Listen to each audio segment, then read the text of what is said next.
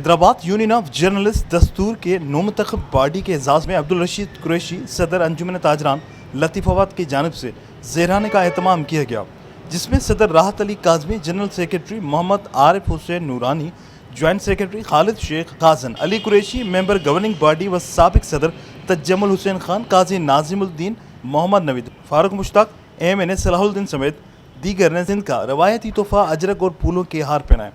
तकरीब से खिताब करते हुए नोमंतखब सदर राहत काज़मी ने कहा कि ये साल यूनियन की बेहतरी का साल होगा, हम सहाफ़ियों की फलाह व बहबूद के लिए काम करेंगे।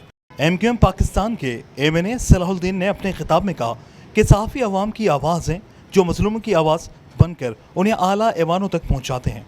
हमें उम्मीद है कि आप अपने कलम से मज़लूम तबके की हमेशा आवाज़ बनते रहेंगे ताकि उन्हें उनके हक़ूक़ मिल सकें। सेक्रेटरी आरिफ नूरानी ने मेज़बान का शुक्रिया अदा किया और कहा कि सहाफ़ी और ताजर एक ही जंजीर की मानंद हैं।